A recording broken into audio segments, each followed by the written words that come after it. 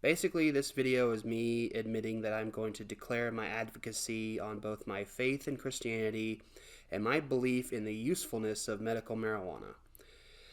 Whether weed becomes recreational or stays forever in the realms of medical use where you need a medical card in order to obtain it, that's left for Oklahoma to debate.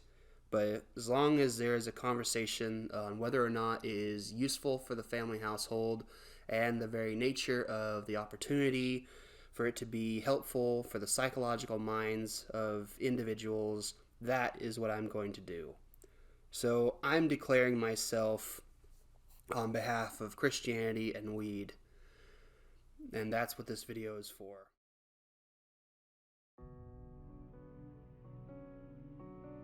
Have you ever had to ask yourself whether something you once believed in, that was once a towering opportunity of hope and healing, only turned out to be a waking nightmare?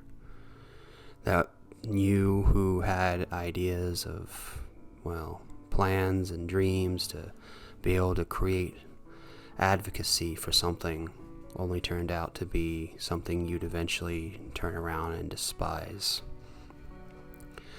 I find myself to be in that position, as Jesus once said to his disciples, "A man cannot have two masters. He will either love the one and hate the other, or he will cling to the one and despise the other." And that's what I've found interesting about what has happened recently. I make this video and it's not scripted, so I'm just speaking from the heart, but I'm basically putting my hat in the ring and renouncing my relevance of weed. Now, I want to make this clear. I do believe that it has mild opportunities, don't get me wrong, but that's only the CBD. I've seen the evidence of it. That chemical is a beneficial opportunity. But as for weed itself, smoking it, ingesting it, etc., I'm no longer believing in it.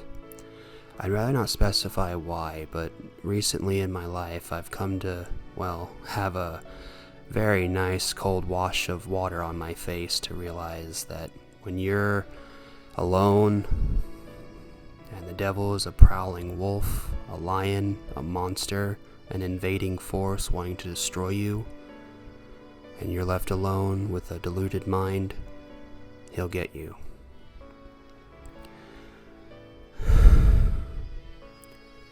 I just want to be able to say this. I am removing myself from the relevancy of weed. Now, while I do believe in the hope of other people that they might be able to get some use out of it and it might help them, as I mentioned with CBD, THC, on the other hand, is not worth dealing with. Of course, like any drug, it's like a candy for children. It's like, anything you want to compare it to. I don't have any examples and I don't really care. I make this video because I just wanted to be able to say that I'm going to keep the original video, but I'm going to continue talking about God instead of talking about weed. And I know I haven't really done any videos about it other than the original, as I showed in the part of it in the beginning of this video, but just to let you know that at the time I was definitely enjoying its effect. I was finding myself being like, somebody under the effects of laughing gas at a dentist's office. That's the best way to put it. There's a reason why people always had beanbag chairs, because the floaty feeling can definitely be enjoyed whenever you're in really good comforting furniture.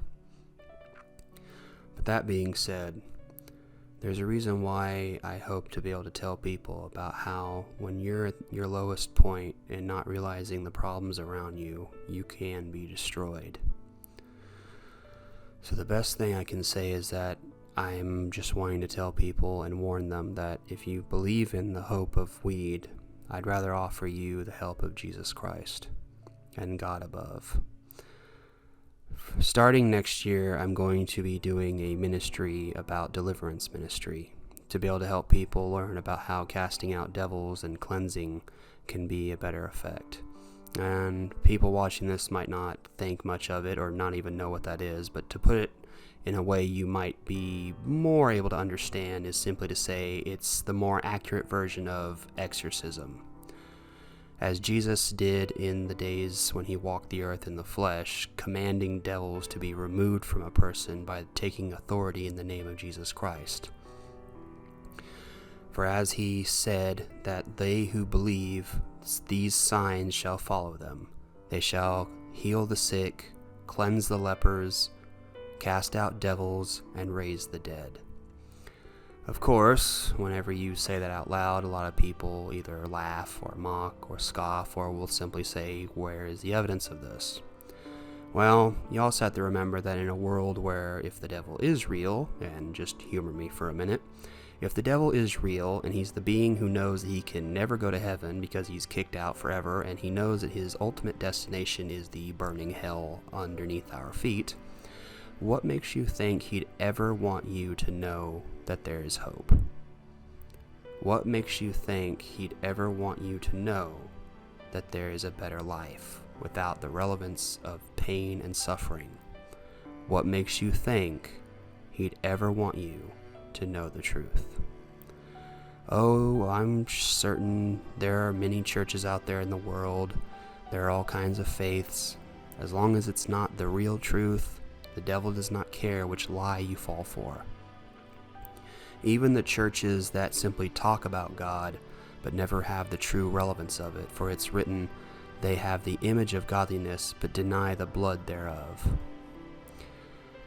Like megachurches, which, by the way, I will definitely be making a video about sometime in December for a, let's say, Christmas special for me. I'm also going to be continuing working on other videos, but I just wanted to make this video to say that I am no longer going to be a person who is in that relevancy. I've so far been a while clean from it, and I just want to stay that way.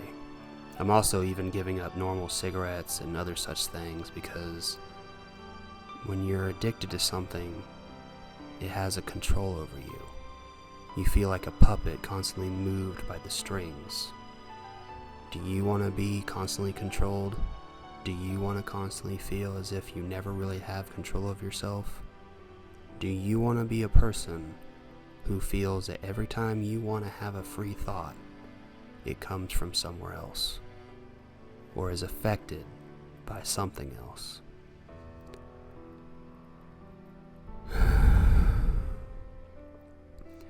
All I can say is, I'll be talking more about this kind of stuff soon, and I'll be talking about my faith.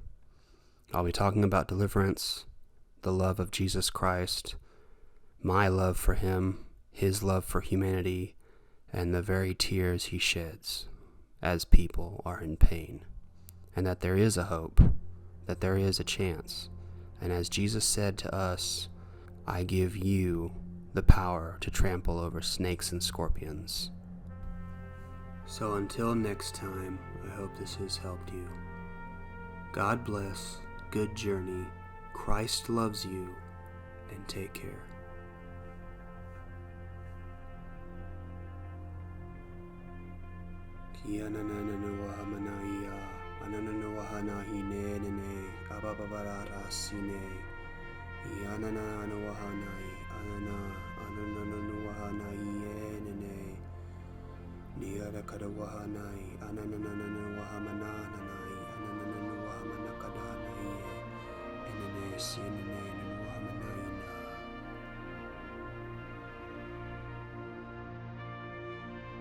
Right. Sit.